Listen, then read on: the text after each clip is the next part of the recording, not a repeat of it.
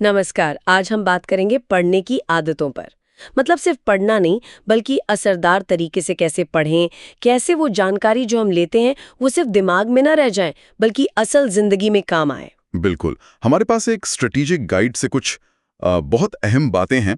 ये गाइड बताता है कि सही रीडिंग हैबिट्स हमारी समझ और प्रोडक्टिविटी दोनों को कैसे बढ़ा सकती हैं।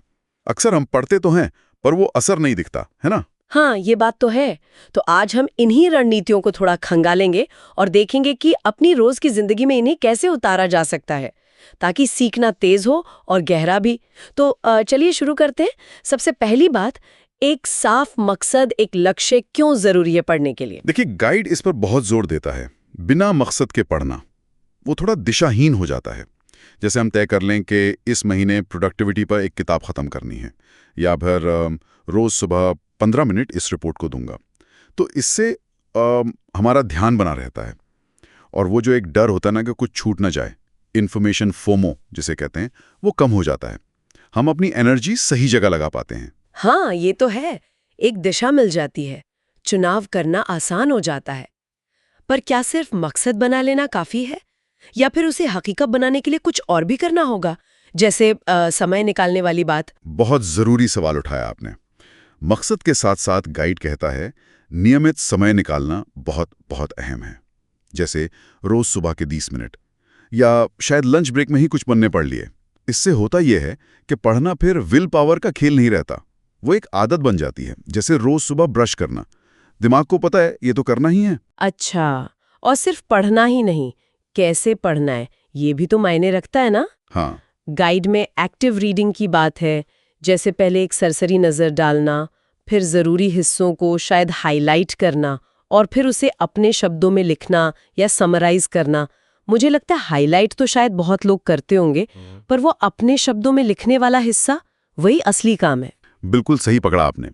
हाईलाइट करना तो बस पहला कदम है, पर जब हम किसी चीज को अपने शब्दों में लिखते हैं या किसी और को समझाने की कोशिश करते हैं, तभी हमारा दिमाग उसे सही में प्रोसेस करता है। और यहीं पर फेनमैन तकनीक भी आती है, जिसका जिक्र गाइड में है। फेनमैन तकनीक, वो क्या है? हाँ, मतलब किसी मुश्किल कॉन्सेप्ट को इतना आसान करके समझाना, जैसे आप किसी बच्चे को बता रहे हो। ये करने से फौरन पता चल जाता है कि हमारी अपनी समझ में कहाँ कमी रह गई है। ये सिर्फ रटना नहीं है, ये सच में सीखना है। अरे वाह! मतलब अपनी ही समझ को टेस्ट करने का एक तरीका। ये तो सीखने का पूरा नजरिया ही बदल सकता है। अच्छा, एक और बात जो मुझे गाइड में बहुत बहुत काम की लगी, वो है इनपुट और आउटपुट में बैलेंस। मतलब पढ़ना जो कि इनपुट है, और उसे इस्तेमाल करना यानी आउटपुट। हम अक्सर बस पढ़ते जाते हैं, उसे लागू कब करें? ये शायद सबसे जरूरी बात है, और अक्सर हम इसे नजरअंदाज कर देते हैं। गाइड साफ कहता है सिर्फ पढ़ते जाना प्रोडक्टिविटी नहीं है। असली फायदा तब है जब हम पढ़ी हुई चीज पर सोचें, उसे कहीं लिखें, किसी से डिस्कस करें या कहीं अप्लाई करें। सुझाव ये है कि पढ़ने में जितना समय लगा रहे हैं, उसका कुछ हिस्सा उसके आउटपुट पर भी दें। लेकिन आज के दौर में इतनी जानकारी है, किताबें, आर्टिकल्स, पॉडकास्ट, इसे संभाले कैसे? क्या इसके लिए भी गाइड में कुछ टिप्स हैं? हाँ, बिल्कुल। गाइड कुछ डिजिटल टूल्स का जिक्र करता है, जैसे पॉकेट या इंस्टा पेपर। इनसे आप लेख वगैरह बाद में पढ़ने के लिए सेव कर सकते हैं। या फिर रीडवाइज जैसा टूल, जो आपके हाइलाइट्स और नोट्स को बार बार आपके सामने लाता है, ताकि वो याद रहें। ये जो हम भूल जाते हैं ना चीज़ें, उसका एक तोड़ है ये। और साथ ही अलग अलग फॉर्मेट इस्तेमाल करने की सलाह भी है, जैसे audio books, e books, print, जो आपको सूट करे। और स्पीड रीडिंग का क्या? उसका भी तो आजकल बहुत जिक्र होता है। हाँ, उसका जिक्र है गाइड में, पर एक चेतावनी के साथ। देखिए, स्पीड रीडिंग शायद आसान चीज़ों या न्यूज़ वगैरह के लिए ठीक हो सकती है, पर जब कोई गहरा या मुश्किल विषय हो, तो रफ्तार से ज़्यादा ज़रूरी है गहरी समझ, कॉम्प्रिहेंशन।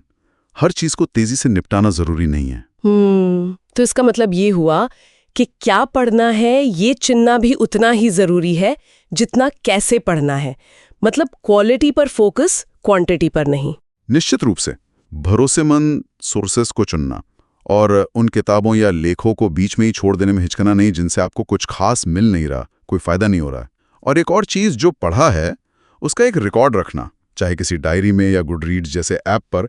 यह न सिर्फ याद रखने में मदद करता है, बल्कि अपनी प्रोग्रेस देखकर एक मोटिवेशन भी मिलता है। तो अगर हम आज की पूरी बातचीत को समेटें, तो कह सकते हैं कि असरदार पढ़ना एक सोची समझी एक्टिव और बैलेंस्ड प्रक्रिया है। साफ लक्ष्य रखना, एक्टिव रीडिंग तकनीकों का इस्तेमाल जैसे फेनमैन विधि, इनपुट आउटपुट का संतुलन साधना, सही टूल्स और फॉर्मेट्स चुनना और क्या पढ़ना है इसका समझदारी से चुनाव करना, ये सब मिलकर हमारे सीखने को ज्यादा गहरा और फायदेमंद बना सकते हैं। बिल्कुल, निचोड़ यही है कि पढ़ने को सिर्फ जानकारी जमा करने का काम ना समझें। ये अपनी सोच को, अपनी समझ को, अपने स्किल्स को निखारने का एक बहुत शक्तिशाली तरीका है। ये पर्सनल और प्रोफेशनल ग्रोथ दोनों के लिए जरूरी है। और जाते जाते हमारे सुनने वालों के लिए एक सवाल छोड़ जाते हैं। अपनी अभी की पढ़ने की आदतों में वो कौन सा एक छोटा सा बदलाव है जिसे लॉन्च करके देखा जा सकता है, जिससे पढ़ने का अनुभव शायद और भी बेहतर और भी फायदेमंद बन सके?